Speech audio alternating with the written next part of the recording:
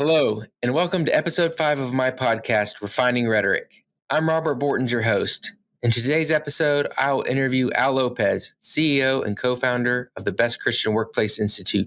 We'll practice our tools of learning with a brief recap, as well as looking at states as Iowa becomes another one who is defining who can play women's sports. And finally, Will McCreary will help us understand the utility of crypto in the real world. So let's dive in. Classical Conversation Studios presents Refining Rhetoric with CEO Robert Bortons, a podcast where faith, business, politics, and classical education meet. Join us as we use the classical tools of rhetoric to seek truth in every arena of life.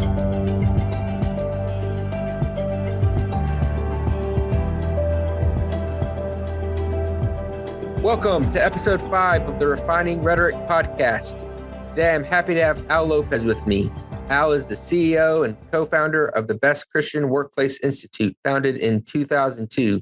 The Institute provides research-based measurement tools and cultural change advisory services with a single vision to help Christian organizations set the standard as the best, most effective workplace in the world. I'll let you know Classical Conversations as a company uses the BCWI survey every year and finds it valuable in helping hear from our employees as well as guide management decisions. One caveat to that is we actually moved our survey dates from November to January, so you won't see us in 2021 just because we moved that by a couple months. But our intent is that we do it every single calendar year going forward. Al is a recognized author, speaker, and consultant, helping Christian leaders and organizations flourish.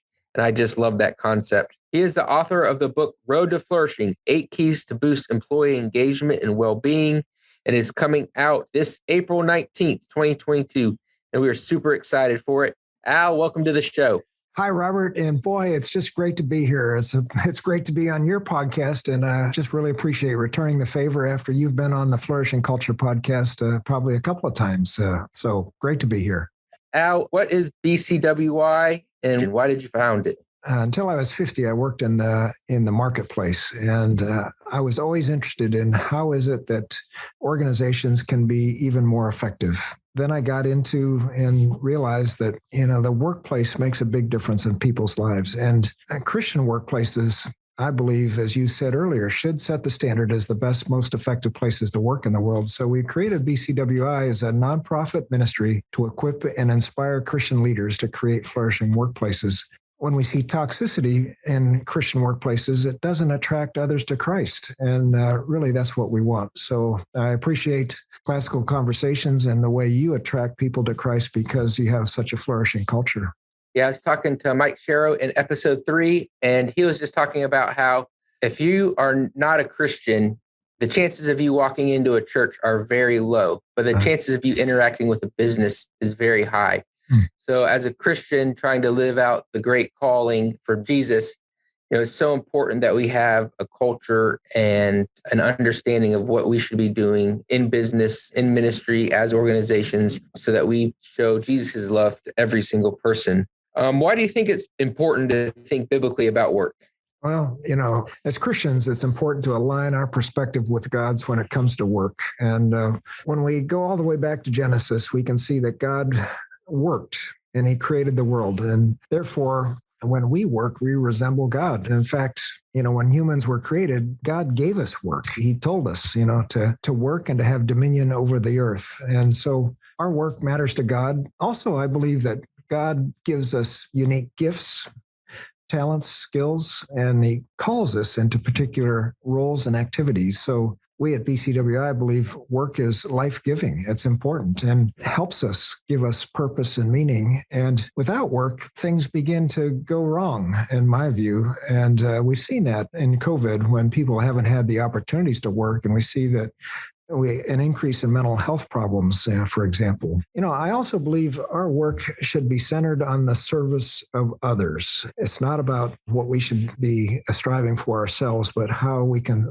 serve others. And certainly an extension of the great commandment to love God and love our neighbors, to serve our neighbors. And just one more thing I think about, Robert, is that there's got to be work in terms of work and a rhythm of rest. And I didn't understand this personally as an achievement-oriented person. And by the time I was 40, I was a workaholic, unable to properly balance rest with work, and I was addicted to my own adrenaline that my body produces. And I was faced with an opportunity to change that when my wife hit me in the forehead with a 2x4, not literally, but figuratively, to say, you need to change or things will change. So there needs to be a rhythm, work and rest as well. Thinking biblically about work, is really a key issue. I love how you brought it back to Genesis, because obviously God worked to create the world, and then he gave Adam and Eve work to do. And that was prior to sin. Sin made work hard and difficult, but work is a reflection of the God who created us. And I love how you bring that out. One of the things that is in the cultural assessment is having fun at work and work-life balance as well. So how do you think Christians should act in the workplace that would differentiate ourselves from the world? Robert, I love this question. I worked almost entirely in marketplace organizations until I was 50. And it was always fun to find another Christian in the workplace. And, often when I was interviewing people for a job, and I was a manager for many years, I could often tell who the believers in Jesus were and who those that weren't. And, then when I was working with our clients, I could often tell, oh, I bet you this person's a Christian. And, that would lead to a conversation. And it was all about their behavior. And then, of course, of the Holy Spirit that lives in us would also guide us. The Bible tells us that when we become Christians, God in the form of the Holy Spirit enters our heart. And it also tells us that our behaviors are rooted in the condition of our hearts. So if the Holy Spirit is in our heart, we should then exhibit the fruit of the Spirit. So you think about love and joy and peace and patience and kindness, goodness, faithfulness, gentleness, and self-control. Well, these are behaviors or ways that Christians should act at home and in the workplace, and it should be the baseline.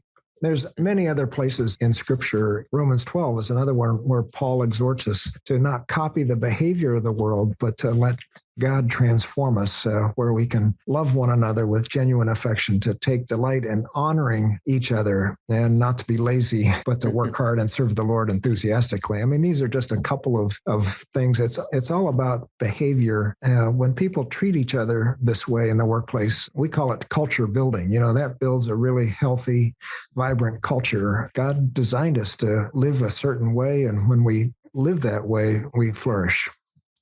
That's awesome.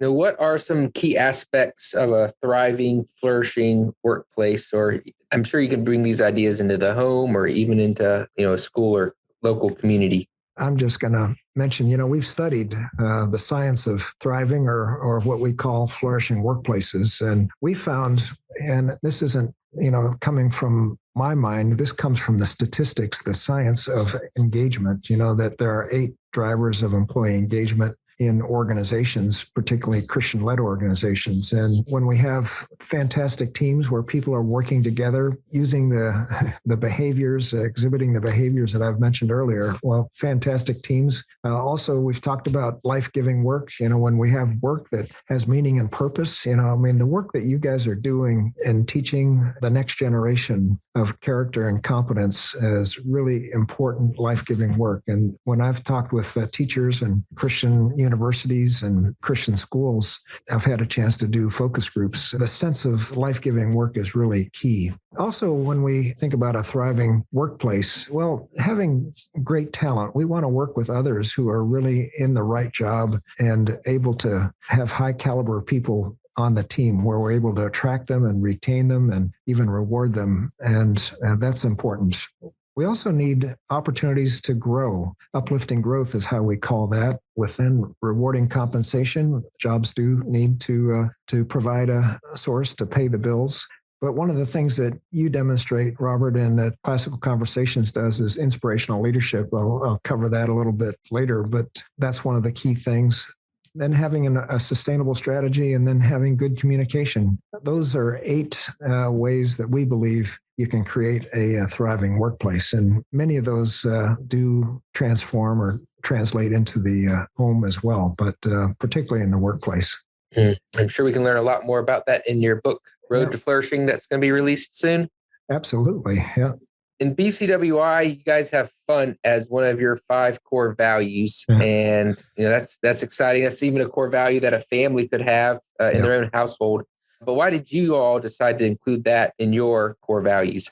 As a kind of a type A leader, it took me a long time to learn about fun. I was leading a consulting office up here in Seattle in the late 90s, and we were doing the best companies to work for as one of our projects. And all of these high-tech startups, they were talking about how they had fun in the workplace. And I'm like, fun? Why is that an issue? Why would you want to focus on that? Let's get some work done around here. Who cares about having fun? And well, I realized that I was wrong. I looked around and I thought, I need to create a fun committee because we needed to improve our engagement, our morale in the office. And I knew that I couldn't be on it. So I gritted my teeth and I said, we're going to have a fun committee around here. And I knew who could be on the fun committee. And so I picked a group of people and I said, you're the fun committee. Your job is to create some fun in the workplace. And I don't want to give you a lot of money and I don't want you to spend a lot of time on this, but go out and create some fun. Well, they did. We had a couple of times after all staff meetings, we'd have ice cream and some time for conversation. But then one day they created a putt-putt golf course in the office, in the hallways. Nobody at Classical Conversations get any ideas. Well, I discovered this, and then it was the day that we had our biggest client come into the office.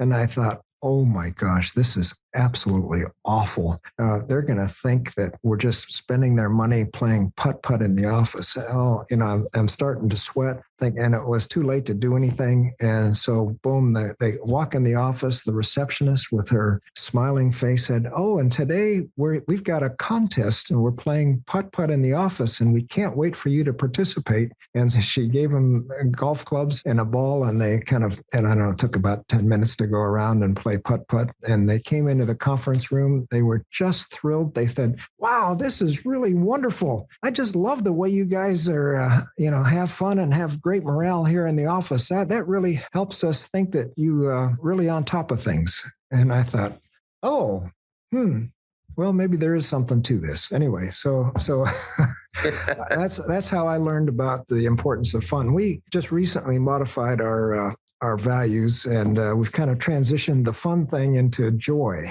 where we choose joy and a little more proactive, that there's nothing more joyful than serving God with people you love. And so there's the importance of having a little fun. It builds morale. It brings people closer together. It engages them to help the organization be even more successful. That's my philosophy. Oh, wow. I love that. Joy, bringing people together, working together to solve problems, educating our children together can be something that brings you joy. Yeah. How have you seen workplaces change once they get the insights from the BCWI survey? Oh, Robert, that's life-giving work for me. I've seen numerous organizations and we have as a group, that start off in a toxic situation where people are at each other's throats, where things aren't organized, where conflicts occur because systems are broken, where people will say, this will be our goal and we're going to do this, but then there's no integrity. They don't follow through with it. Those are things that create even autocratic or authoritative leadership, who it's all top down. We don't want any of your advice. We want you to do what we tell you to do. I mean, so we've seen this, and then they begin to see, as they work with us, okay, let's discover the current health of your organization. Let's talk with employees about what causes these problems, and then we'll work to create a plan to build a healthy workplace. And then we act on those plans and they actually grow. And then we kind of suggest that cycle continue from discover to build, to grow. And as you mentioned earlier, the best way to start that is just ask your employees, okay, how are things? And then you get the feedback back, and then you can put action in place to improve it. So one of the things, when I talk with leaders who have gone on that journey, and sometimes it takes 3 to 5 years, after 5 years and they're in a flourishing, a very healthy place, they say, I never want to go back. I actually enjoy coming to work now. And, when people enjoy coming to work, it impacts not only the employee or their workmates, but it impacts their families and the community as well. It's a wonderful thing. Yeah, that's great. I can say the first time we did it, I think about 5 years ago, you're very nervous as a trying to run the business, and you don't know what you don't know. And, I just love how the survey exposes things, and it was an opportunity for us. Luckily we didn't have a toxic workplace at that time, No. but we did have areas that we needed to work on, and just that your team was super helpful in helping us develop a plan to just really tackle those issues and to improve on them.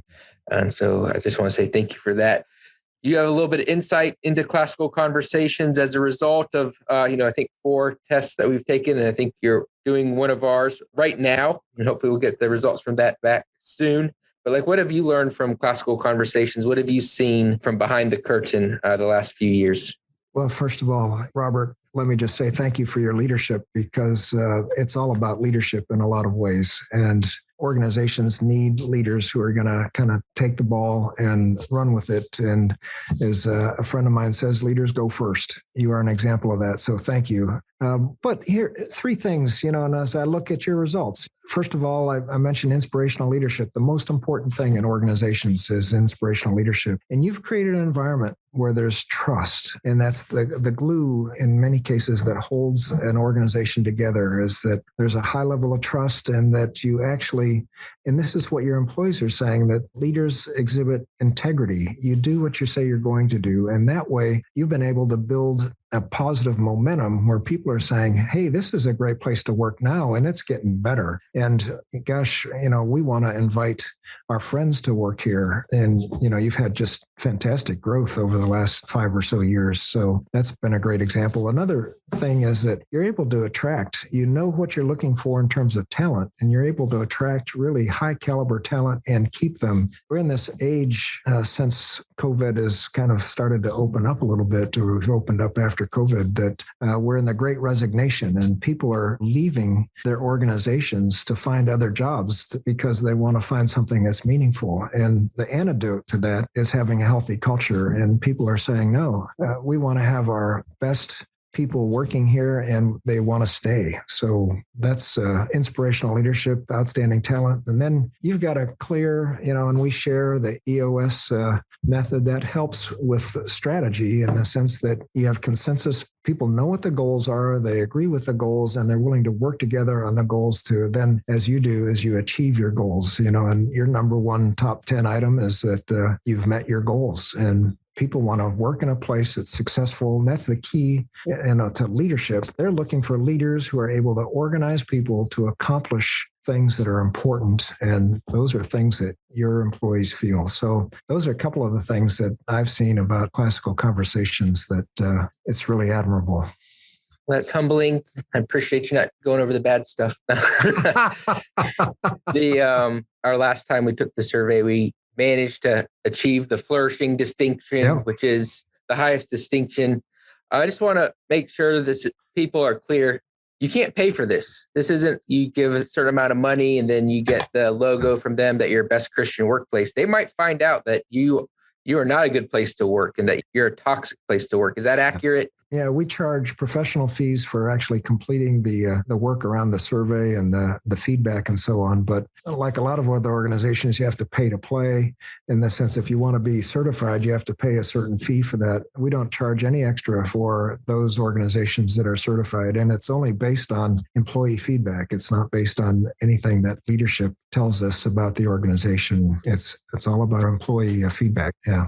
Yeah, if you are a small business owner, and I know a lot of our listeners are, and of course, stay-at-home moms and directors and tutors, co-op leaders as well, I can't highly recommend BCWI enough. I recommend C12, which we had an interview on earlier.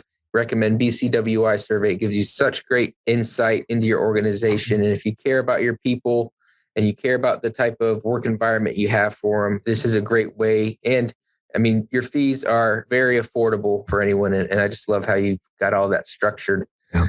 Al, you work with big businesses or big organizations, nonprofits, churches. At Classical Conversations, we help thousands of mostly women start small businesses every year. And those businesses typically have a few contractors who work part-time, 24 to 30 weeks. And they might not have a lot of time to dive into the science of business, but what are some high-level ideas that they could implement as such from the BCWI survey and the things that you guys study? Yeah, and especially I know you're interested in business as a mission in the process from a Christian perspective. And I'd say, Robert, the first thing is, for any organization, let's start off with a clear vision. What are you trying to accomplish? And to make sure that, if you're a Christian and wanting to do this for Christian purposes, just include that in what your vision is and how you're developing and educating the next generation of Christian leaders, for name of purpose, and then having a clear mission. But let me also encourage, this is something that is hard for many organizations to do, and I mean small groups. And what are your values? What are the values that you're going to live by? And have all three of those as part of the conversation before you hire anybody. This is how we operate. This is who we are. This is how we work with one another, because the values really define the behaviors. I love the old saying, preach the gospel and if necessary, use words, because it's our behaviors that really express our heart and what motivates us. And it's the way we work together that impress others. I remember as a college student, I was involved in Young Life Ministry, and it was the love that the leaders all had kind of for each other as we worked in this mission that attracted the high school kids, that they said, well, wow, you're different. You behave in a way that I want to be involved. And that attracted people to Christ just because of the way we loved one another and the way we acted. And those come from being able to communicate a series of values, like the example of joy that I mentioned earlier. Yeah, I love that. I mean, Jesus said, people will know that you're a follower of me because how you love one another. That's right. Yeah. Well, Al, thank you so much for sharing your perspective and experience with us. I know that your work has benefited countless businesses and organizations across this country. And a result of that is a profound impact on the kingdom. I hope that we at Classical Conversations will continue to just implement the insights from your organization. We'll continue to champion you as an organization that business leaders should use to see where their culture is and see how they're impacting this world for Christ. And so thank you again for coming on this podcast today, and God bless. Thanks, Robert. It's been a real pleasure. God bless you.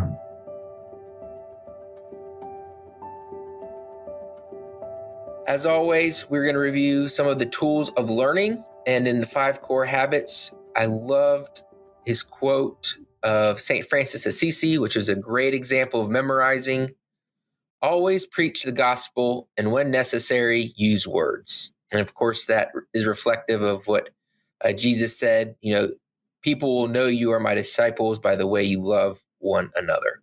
In the 5 common topics, he talked about relationship, and he discussed about how having fun in the workplace positively affects employees. When I think about our communities, how can we make sure our directors and tutors and families are having fun learning together? And in the 5 canons of rhetoric, elocution, and really the way that Al told us that the fruit of the Spirit should be the baseline for how Christians interact at home and in the workplace was very compelling.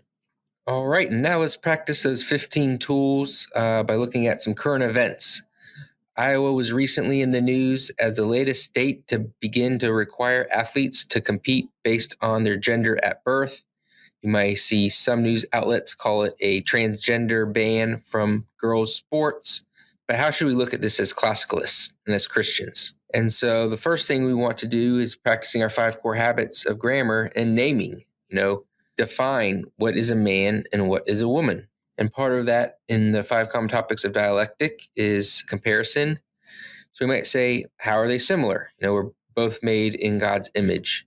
How are they different? Men's bone density, is that different than women's bone density? Is men's muscle mass, is men's general height and weight different from women? And what do women's bodies typically go through? Do they mature faster than men's bodies? And so those are things that we'd want to look at and help us understand how men and women might be different and understand how God might have created them. We would want to go into the Bible and say, what does it say about man? And perhaps going back to Genesis would be a great place to start there.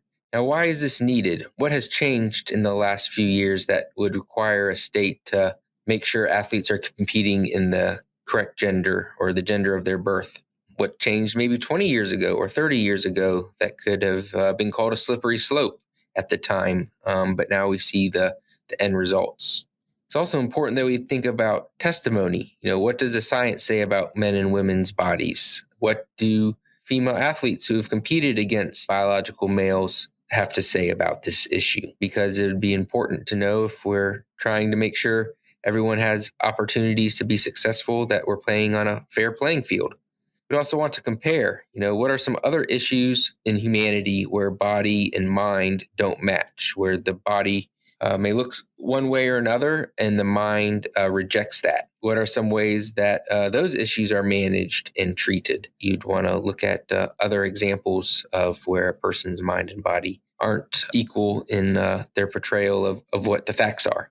So those are some questions that I think all of us can go and research and look up as classicalists and as Christians to really understand what these state laws are about. After this brief commercial break, be sure to join us to hear our segment Crypto with Will, and he will be breaking down crypto utility in the real world. You may have heard of cryptocurrencies, but what does that really mean, and how does that really work in the real world? So it'll be a fascinating segment. Be sure to stick around for that. I want to tell you about our other Classical Conversations studio podcast, Everyday Educator. Like with my show, each episode of Everyday Educator is a conversation, but Everyday Educator focuses on conversation between only homeschool parents. Listening to Everyday Educator, you can expect practical advice, helpful resource recommendations, and guidance in the classical tools of learning to help make homeschooling doable for you and your family. So check out Everyday Educator wherever you stream podcasts.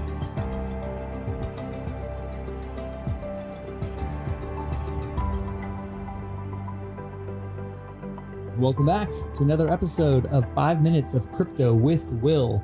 Over the last few weeks, we've learned a little bit about digital ledgers, crypto, Bitcoin, smart contracts, currency, and how they all work together. Let's get practical and have some fun talking about crypto's current utility. And I get these questions a lot. Like, I'm an average person, I'm already investing in this, or I'm thinking about investing in this. How does this work? What good does it do me in the real world? So let's get into a little bit of that. First and foremost, I would say it is an investment to most people and for most companies. It's a store of digital value. From our second segment where we talked about Bitcoin, how as an asset, it's grown from 30 cents in 2011 up to now being worth tens of thousands of dollars and being named digital gold. Many cryptos are being held, traded digitally. There's so many different strategies when it comes to this. You can utilize the HODL strategy, which is basically holding crypto for long periods of time, letting it grow in value. There's a yield staking strategy where you stake your assets and you gain interest. I think we're going to talk about that in a few minutes. You could leverage trade. There's so many different strategies here, but this is a basic strategy of buying low, selling high. Another modern use case for crypto is play to earn games. This is basically the principle of rewarding users with incentives that happen to be digital assets on a blockchain. Many online gaming communities reward high performance by paying out crypto, as I stated. This is all made possible by users holding a digital wallet like MetaMask, for example. Once those users have digitally connected their wallet to a platform, they can receive tokens and cryptos based upon their gameplay. Another utility would be actually spending crypto in the real world. This is where people ask a lot of questions. Like, I go to the grocery store, I don't see a place to buy groceries with Bitcoin. And in most every situation, you won't find that. Now, there are special digital wallets and places in the world where you can scan a digital ledger and pay for goods and services. But here in the US, there's really no infrastructure for this. And this is because we have a very stable fiat currency, right? The dollar holds the world together. There's a lot of belief in it. We haven't invested a lot of money into IT crypto infrastructure. But there's lots of companies, for instance, BlockFi or Crypto.com and others, where you can purchase a debit card along with your cryptocurrency wallet. And in real time, you can convert your crypto earnings to cash and spend that cash on what I call a crypto card, which is really just a debit card. Now, most people are in crypto for long-term gains. And they don't like spending their crypto on a weekly basis, but it is nice to know that that option is out there. Staking crypto is another utility that people in the modern day use. Staking is essentially where you buy crypto from an exchange and you loan it back to that exchange or another entity that will pay you back crypto interest for that privilege. I've seen staking rates anywhere from 1 to 14% APR, even for some of the larger cryptocurrencies, and there's a lot more stability there. While staking, your asset can go up or down in value. Generally, staking is a great idea. Not financial advice, of course. How's that for a disclaimer? These are just a few of the modern use cases we have for crypto. Now, large companies with big pockets build big platforms with and on crypto. Also, NFTs are built on smart contract tokens like Ethereum, Polkadot, and Solana. But for me and the average American investor or person who's interested in crypto, this is basically the utility that crypto is used for. It's used as an investment. Buy low, sell high if possible. It's an incentive. It can be used and played to earn games. And it can be spent in the real world through crypto apps. Thank you again for listening today. I hope you learned something and will continue your crypto research.